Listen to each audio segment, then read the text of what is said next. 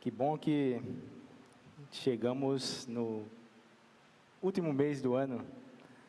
É um mês interessante, né? Onde a gente começa a fazer algumas reflexões a respeito de tudo que aconteceu.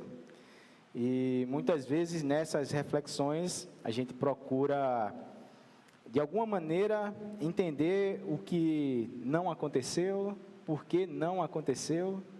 E nisso nos voltamos para Deus tentando achar respostas, tentando entender, né? E de certa forma também querendo mudar muitas coisas, querendo mudar às vezes um comportamento, querendo mudar às vezes uma maneira de pensar, uma maneira de se expressar, querendo mudar às vezes algo no corpo, às vezes se desafiar a fazer algo novo que a gente está ali procrastinando há bastante tempo.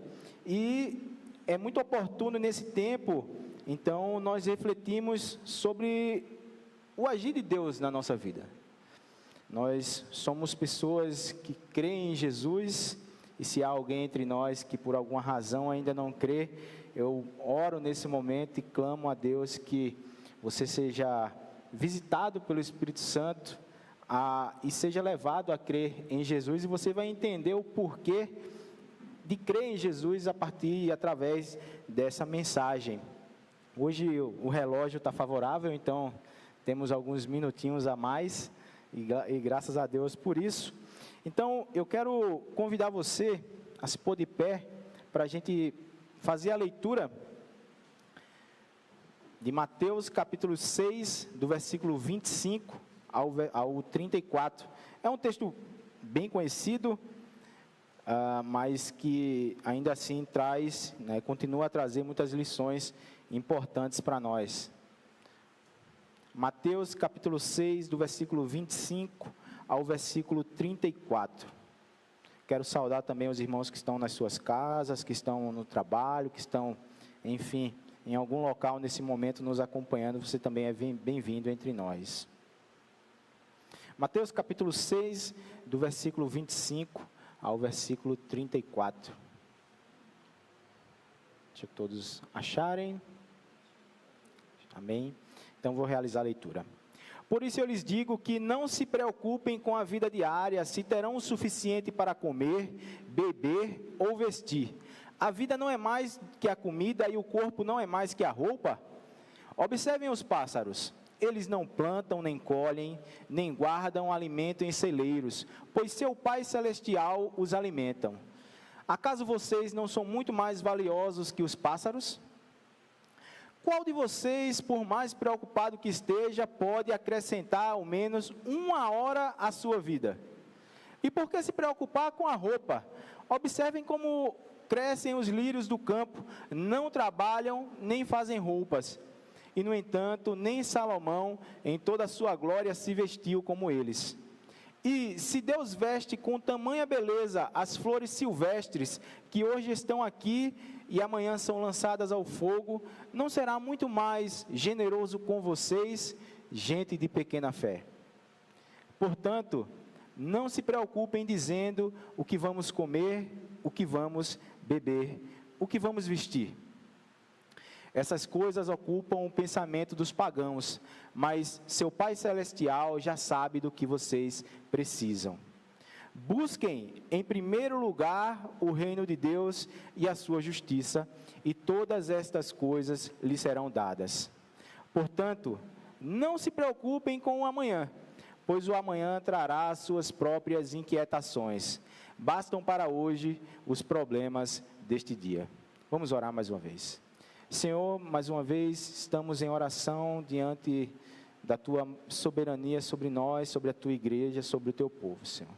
Nos abençoa nesta noite a partir da Tua mensagem, que ela possa falar aos nossos corações, as nossas preocupações, as nossas ansiedades e nos fazer novamente parar e refletir sobre a ação do Senhor e o cuidado do Senhor ao longo deste ano, ao longo de toda a nossa vida, Pai. Nos ministra no coração a Tua palavra, que saiamos daqui encorajados a partir dela a ver o Teu agir em nossa vida, Senhor. Muito obrigado por esse momento que teremos e te agradecemos por tudo isso no nome santo de Jesus. Amém. Podeis assentar, irmãos.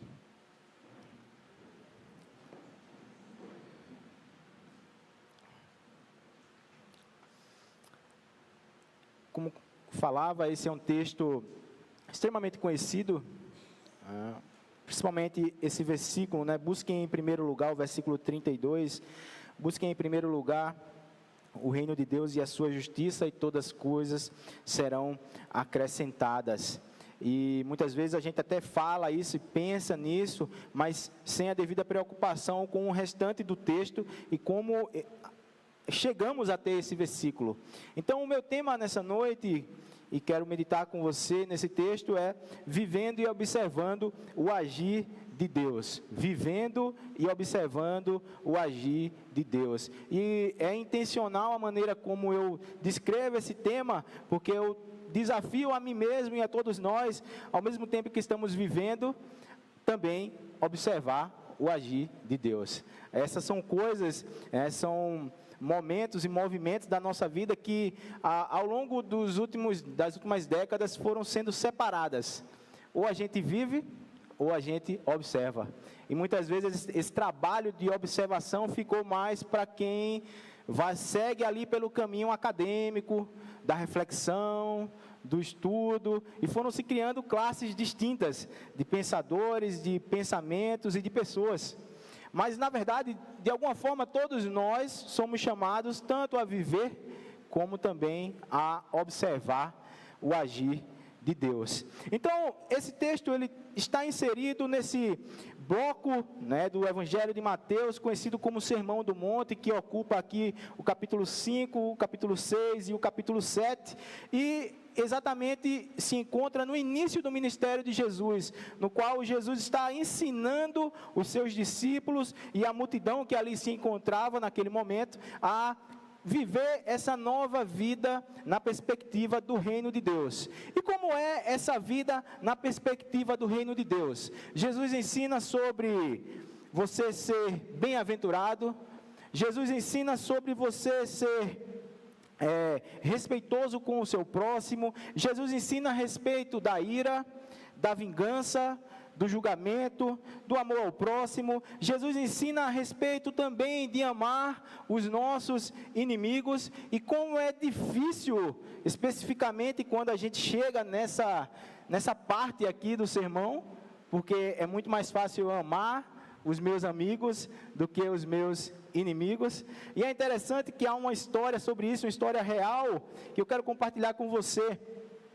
Certo homem, lá nos Estados Unidos, teve a sua filha assassinada por um jovem, né, que cometeu ali aquele delito, depois de um assalto.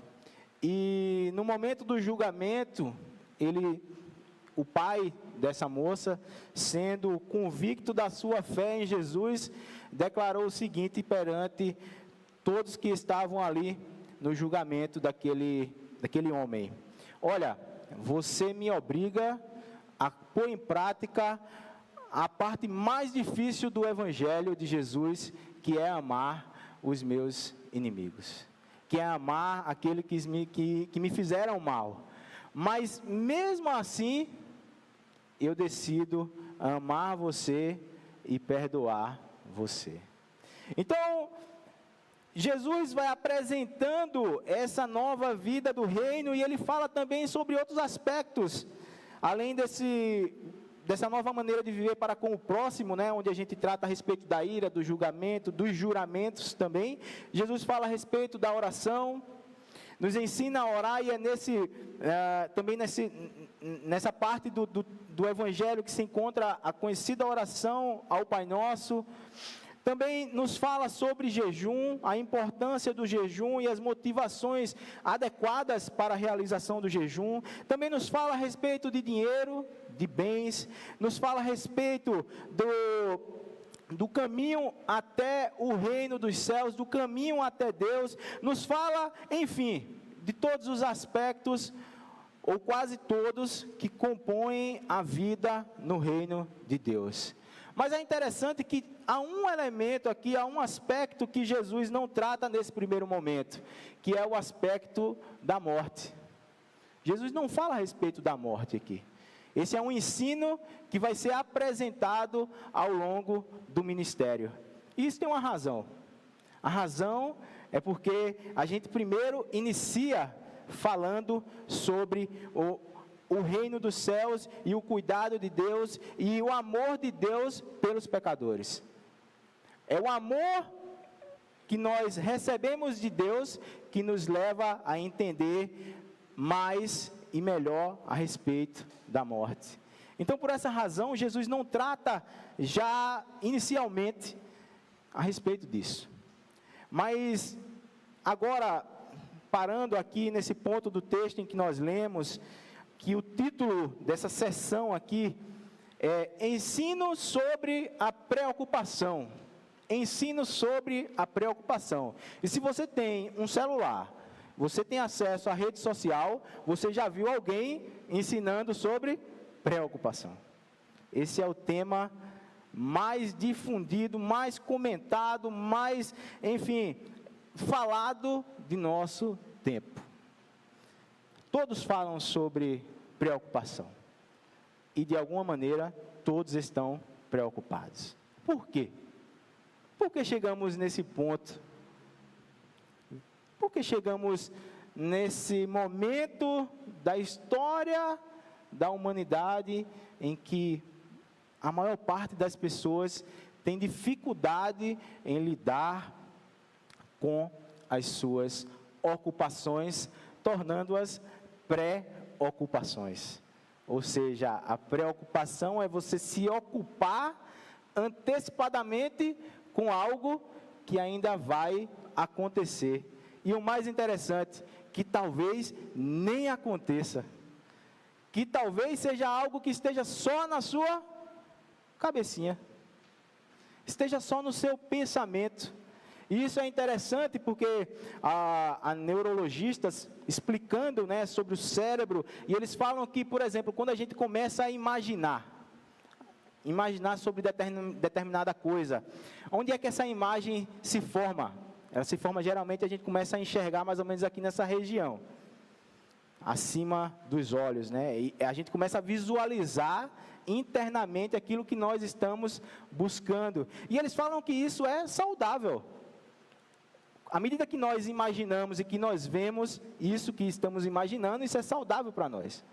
Mas quando nós passamos a viver em função disso, aqui nós começamos a ter problemas. Aqui nós começamos a nos ocupar demasiadamente com os aspectos da nossa vida. E que Jesus trata isso com o seu público. E é interessante porque esse público de Jesus, com exceção ali dos discípulos, a multidão em si, né? Os discípulos, nós sabemos que alguns deles tinham um comércio, né? Alguns deles ali tinham um comércio, uma sociedade, Pedro, João, André, Tiago, eles tinham uma sociedade onde eles vendiam peixes, né? Então, de alguma maneira, eles tinham uma qualidade de vida melhor. Mas, no geral, vamos tratar no geral, essa multidão que está ali acompanhando o ensino de Jesus, esse ensino do sermão da montanha, ela era, em sua maior parte, pobre. E elas tinham razão suficiente para se preocupar com a vida. Porque há algo que não mudou. E Jesus falava a respeito disso. Olha, os pobres, vocês sempre os terão. Sempre haverá pessoas pobres. E os pobres, muitas vezes, os pobres aqui são pessoas desprovidas de certo conhecimento, de certa capacidade de exercer um trabalho que lhe dê uma remuneração digna de vida. São pessoas que têm dificuldades que os levam a viver num nível de vida que muitas vezes é descrito como pobreza. Mas eu não quero exatamente falar a respeito da pobreza, porque a gente teria que entrar em muitas outras características a respeito disso. E há muitos estudos interessantes. Eu quero falar dessa preocupação desse público, da preocupação que esse público tinha. Será que eles tinham preocupação a respeito do que comer? Será que eles tinham preocupação a respeito do que vestir? Lembrando que os tecidos e as roupas nessa época eram caros, extremamente caros. O que nós compramos hoje, e eu falo hoje porque trabalho numa indústria têxtil e vejo todo o processo, desde a chegada do algodão até sair praticamente a roupa pronta, é um processo complexo e difícil. Se hoje é difícil, imagine isso 2000 anos atrás. Então, ainda há processos lá na fábrica, por exemplo, de um tingimento de um determinado tecido, que duram mais de 12 horas. Imagine quanto isso não custa. Por isso que é caro. Por isso que roupa é cara. E nesse tempo, também já era caro. Agora, imagine uma pessoa que tem ali uma família média, de 3 filhos, e o casal vivendo nessa faixa de grandes dificuldades. Eles teriam razão para se preocupar com o que vestir? Eles teriam razão para se preocupar com o que se alimentar? Eles teriam preocupação a respeito da vida, de modo geral, sobre a vida e também sobre a morte? Eles teriam sim razões suficientes para se ocuparem com muitas preocupações. No entanto, Jesus está ensinando sobre a nova vida no reino de Deus. E ele começa dizendo: por isso eu digo para vocês, não se preocupem com a vida diária. Por que não se preocupar com a vida diária? E aqui o meu primeiro ponto nessa noite, que eu quero deixar para a sua meditação, é que a vida é um acontecimento diário. A vida é um acontecimento que ocorre diariamente. Vamos lembrar de algumas coisas que aconteceram diariamente. Deus criou o mundo um dia após o outro. O maná para o povo no deserto era um dia após o outro. O tempo que o povo, por exemplo, passou no deserto foi um dia após o outro. O ministério de Jesus aconteceu um dia após o outro. A vida no reino de Deus, a vida comum, a vida diária acontece um dia após o outro. Nessa semana, eu tive um episódio muito interessante, e eu já tinha escrito a maior parte do sermão, já estava pronto, só faltava colocar no Word para poder imprimir, mas o esboço já estava todo pronto. E eu estava na ETEC, preparando o TCC, e aí, 9 horas da noite, sexta-feira, Kátia manda uma mensagem para mim. Ela mandou várias mensagens, né? E ainda ligou. Eu disse: opa, é algo importante. E eu nunca vejo o celular, mas por acaso eu estava com o celular na minha frente. Aí quando eu abri, tinha uma foto de Luquinhas, meu filho, com o queixo aberto. Eu disse: meu Jesus. Larguei o que eu estava fazendo, parei ali, eu estava empolgado no meu TCC, pensando a respeito da elétrica, e escrevendo, e cheio de ideias. Eu disse: poxa, eu vou ter que parar tudo agora, e vou lá socorrer ela e o menino. Fui para a emergência, ela veio da aula do skate. Ele se acidentou na aula de skate, né? Eu tenho que explicar tudo, né? Ele estava fazendo uma manobra, deu um salto lá, o skate voou e pum, foi no queixo. E aí abriu, e aí eu fiquei pensando, quando eu vi a foto, eu já me toquei que ia ter que suturar, ia ter que levar ponto. E quem já levou ponto, sabe que não é algo assim tão interessante, é algo doloroso, é algo difícil. E aí, a minha primeira pergunta para mim mesmo foi: como é que eu vou apoiar ele sem dizer que vai ter que levar ponto? Eu não queria dizer para ele, porque eu sabia que o espanto ia ser maior. E aí ele chegou lá chorando, todo triste: porque o dia hoje foi horrível, papai, amanhã também vai ser horrível, e esses dias todos que eu tiver com ponto vai ser tudo horrível. Ou seja, ele estava antecipando o sofrimento do restante do mês inteiro, por causa de um momento. E aí eu disse, bom, tem uma oportunidade aqui de ensinar exatamente o que eu escrevi, que a vida é um acontecimento diário.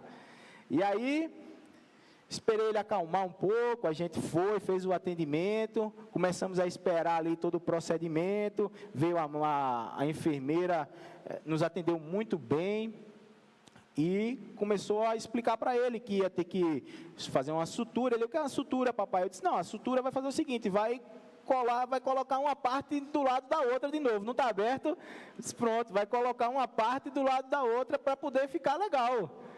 Ele fez, mas será que vai doer? Aí eu disse, eu não sei. Aí eu disse, o que é que tu acha? Ele fez, eu acho que vai doer. Eu disse, pois bem, isso é importante.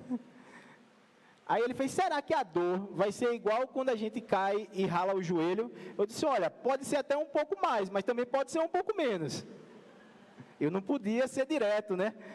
E eu fui envolvendo ele e tranquilizando ele, e aí a enfermeira veio e falou que, nossa, meu pai também, ele já caiu de skate. Aí ele, e seu pai tem quantos anos? Ela fez 73. Claro que ela contextualizou com o sofrimento dele, né? Empatia por parte daquela colega. E ficamos ali, tratando ele até a médica chegar para realizar a sutura. E aí colocamos ele na maca, enfim, organizamos tudo. Aí eu disse, filho, preciso ensinar você algo muito importante, nesse momento da sua dor. Vai doer, não vou aliviar agora, vai doer e talvez doa muito, mas nenhuma dor é para sempre. E eu disse, eu quero que você entenda algo, e amanhã você vai me responder, se o que está doendo hoje, vai continuar doendo amanhã, e vai continuar doendo depois, e vai continuar incomodando depois. E aí a médica veio, começou a fazer a sutura, passou a agulhinha, e enfim, fez a anestesia, e começou a puxar, e eu, que estava ali para acompanhar, quase que desmaio. Por quê? Difícil, hein? Aquele negócio movimentando dentro da pele, e a médica sorrindo. Meu Deus do céu, como pode, né? E aí eu fui me escorando assim, tinha uma cadeira, aí eu sentei na cadeira. Aí a enfermeira fez, pai, tá tudo bem? Eu disse, mais ou menos, mas estamos aqui. Aí depois levantei, ela fez, tá tudo bem? Eu disse, tá melhorando. Mas o fato é que naquele momento eu precisava ensinar para ele que a vida é um acontecimento diário. E quando foi no sábado, quando ele acordou, a primeira pergunta que eu fiz foi, e aí? Está doendo igual a ontem? Ele fez, não. Eu disse, exatamente isso, filho. A dor daquele momento foi a dor daquele momento. O sofrimento daquele momento foi o sofrimento daquele momento. E veja como é interessante, como Deus usa as situações. Eu havia escrito, eu havia refletido, e chegou a hora de ensinar. E vocês também estão aprendendo a respeito disso com leveza. Que a vida é esse acontecimento. É esse acontecimento que se dá dia após dia. Por exemplo, quando Jesus inicia o seu ministério, ele precisa trabalhar com os discípulos, ensinar os discípulos muitas coisas, e não era possível ensinar todas elas de uma vez, num único sermão, num único momento de conversa. Tanto que nesse sermão, como eu falei no início, por exemplo, o tema da morte, mais efetivamente, ele vai ser apresentado quando? Mais adiante na caminhada. Então a gente não pode querer viver levando uma situação de um dia para o outro, um problema de um dia para o outro. E aqui eu não estou querendo dizer que, mas tem todos os problemas a gente consegue resolver no mesmo dia. Não, é claro que não. Há problemas que demoram, há situações que demoram a serem resolvidas. Há dificuldades que vão ali se prolongando, que vão cansando.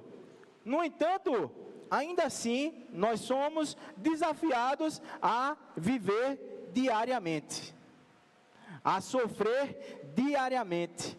a ter fé diariamente, a orar diariamente. E aí nos lembramos também que a misericórdia de Deus se renova dia após dia, que a graça de Deus nos sustenta dia após dia. Então, para aquele público de Jesus, que teria suficiente razão para se preocupar com a vida, como nós também temos suficiente razão para se preocupar com os muitos acontecimentos da nossa vida, e talvez tenhamos até muito mais coisas para ocupar as nossas preocupações, precisamos nos lembrar que Jesus nos fala, a vida é esse acontecimento diário.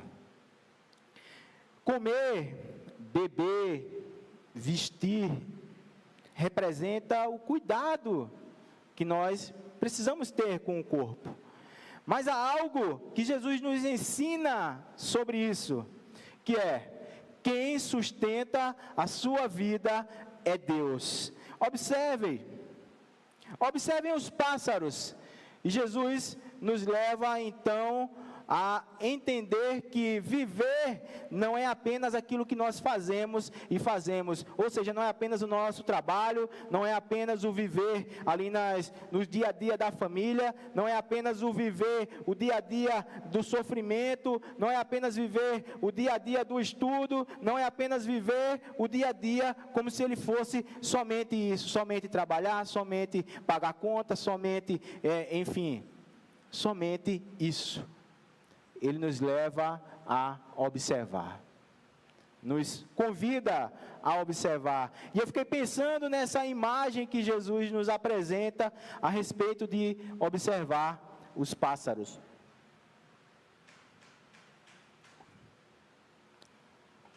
Eu preciso registrar que a ideia desse sermão surgiu quando eu fiz uma visita, algumas semanas, ao pastor Jefferson.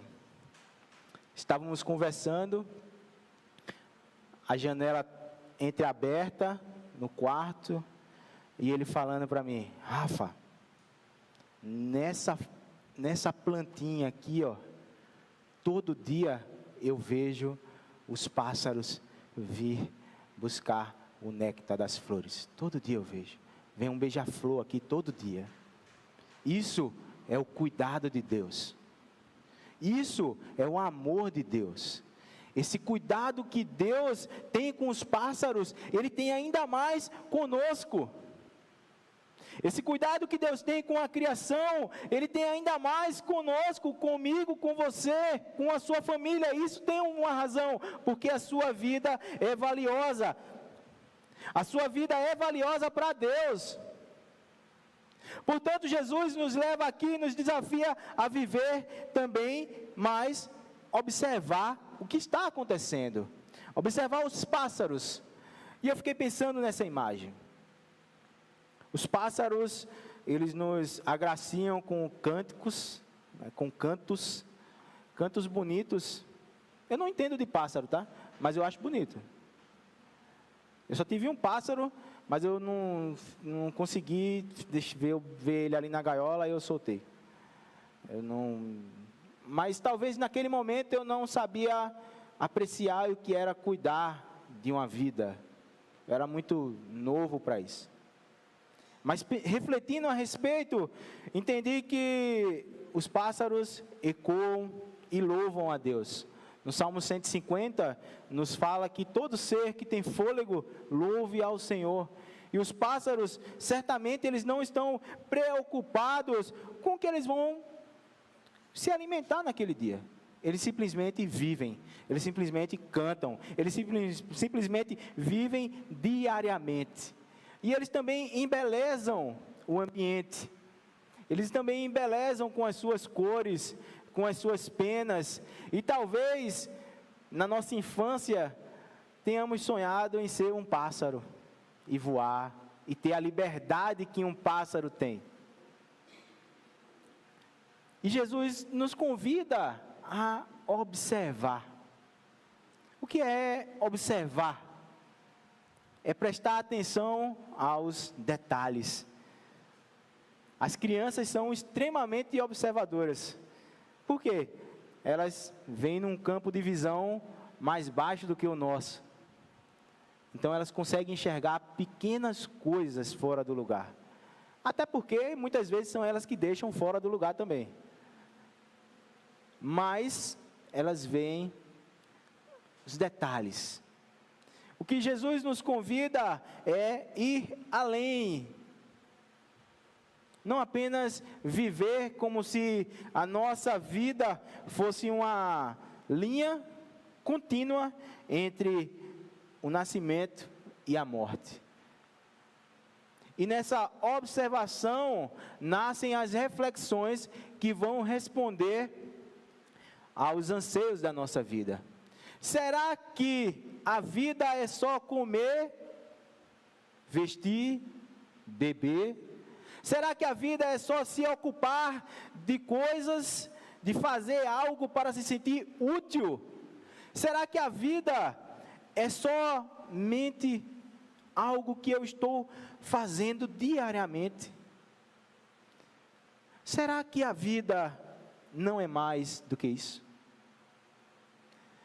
São questionamentos que nos levam a pensar, que nos levam a refletir, que nos levam a observar. Quem está no movimento, quem está no dia a dia, na correria, não observa. Repare uma coisa, numa viagem de carro ou de ônibus, quem é que curte a viagem? Todos, com a exceção do motorista. O motorista não tem, muitas vezes, o direito de observar. Ele não percebe se as flores estão brilhantes.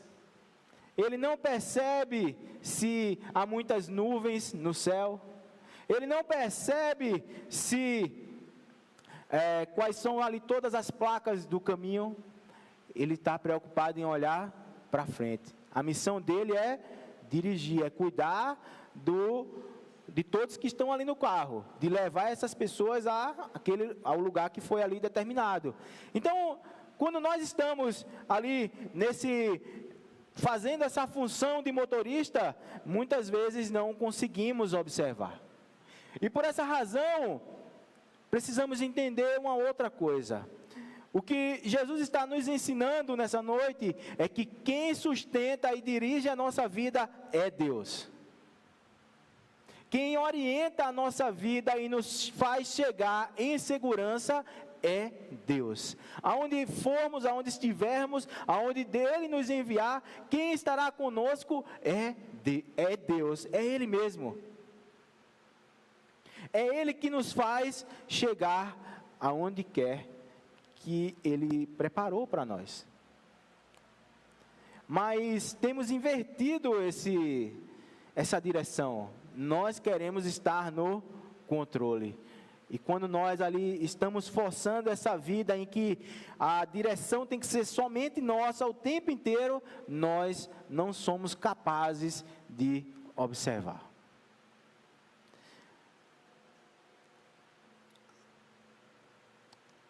É difícil a gente assumir que a direção e o controle da nossa vida não depende de nós.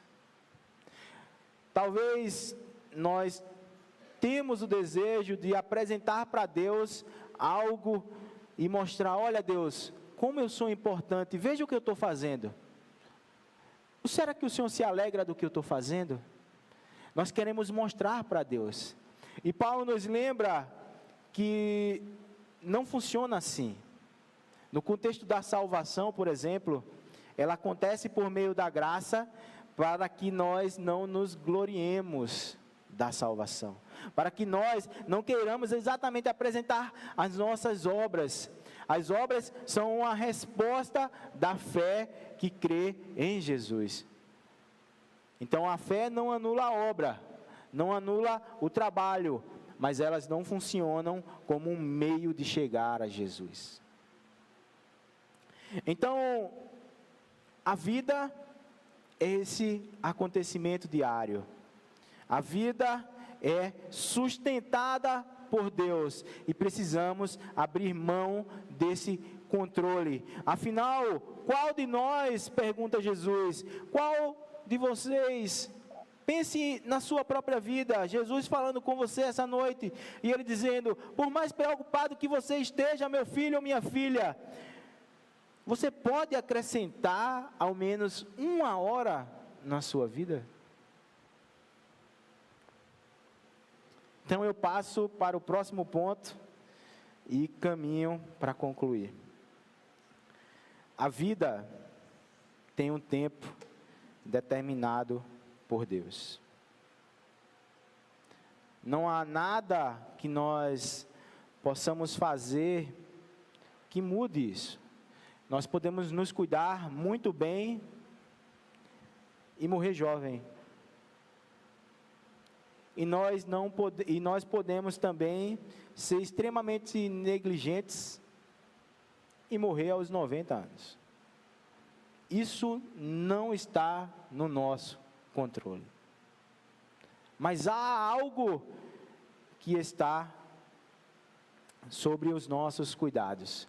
A manutenção da nossa vida é responsabilidade nossa. Quem sustenta é Deus, quem garante a direção é Deus, mas o cuidado com esse templo, que somos nós, templo e morada do Espírito Santo, é nosso. Essa é a nossa responsabilidade. Não podemos mudar o tempo. Não podemos mudar o que aconteceu lá no passado. Não podemos antecipar o que será no futuro. Mas podemos viver de forma a habitar esse tempo. A habitar esse momento. A habitar a vida com as dificuldades desse dia. Dessa situação, dessa circunstância, desse momento. Somente com esse momento. E é extremamente satisfatório quando nós passamos a viver dessa forma. É satisfatório porque nós compreendemos que há coisas que estão dentro da nossa responsabilidade e há coisas que não estão dentro da nossa responsabilidade. E isso não nos torna irresponsáveis com o que está acontecendo. Mas sabemos que há muitas coisas que não estão no nosso controle. E é simples. Deus nos apresenta a vida, nos apresenta a salvação em Jesus, Deus nos apresenta a vida no reino de Deus, e apesar de tudo isso, apesar de Ele apresentar também a respeito da eternidade, há muitas coisas que não conseguimos entender. Quando eu estava estudando teologia, uma das coisas que me trouxe maior satisfação foi entender que havia um limite. Havia um ponto que eu poderia pensar, refletir, perguntar, questionar, procurar compreender, mas eu nunca seria suficientemente inteligente para compreender Deus de maneira completa. E isso é belo, porque aqui reside o mistério da nossa fé. Reside o mistério da nossa esperança. Reside o mistério da nossa vida.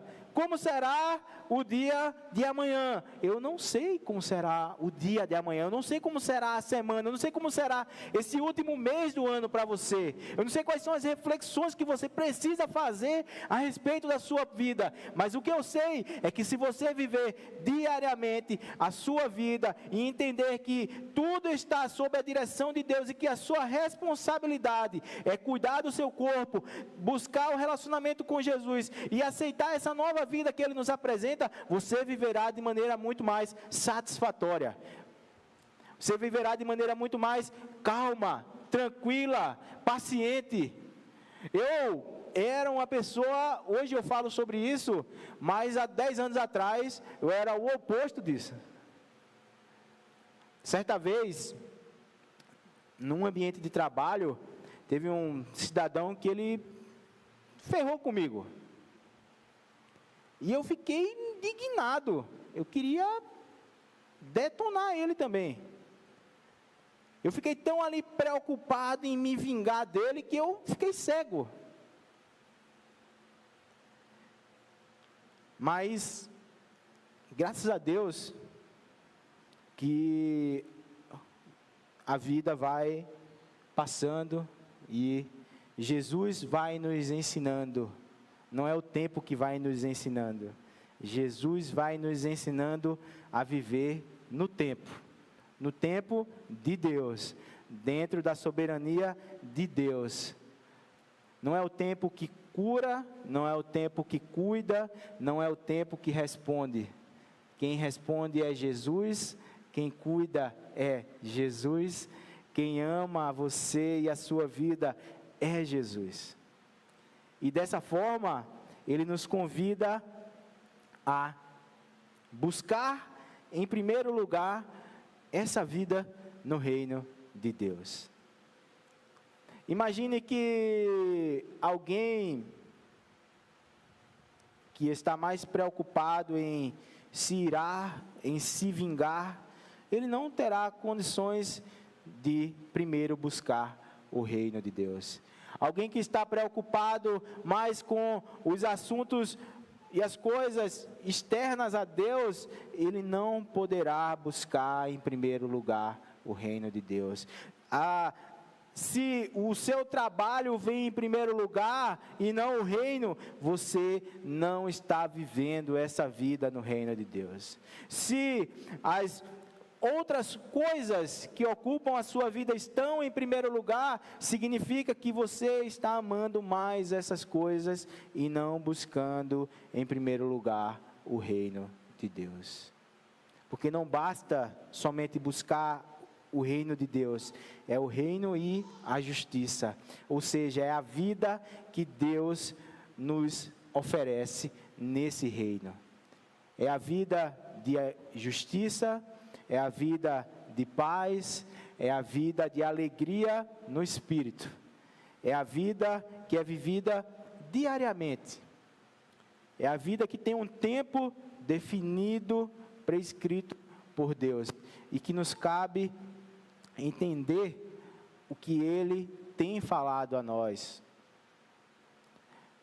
Chegamos nesse fim de ano, talvez com muitas preocupações, talvez com um desejo de fazer grandes mudanças na nossa vida, talvez com o desejo de buscar novos comportamentos, mas eu quero antes disso convidar você a observar tudo que Deus já fez, tudo que Deus já cuidou.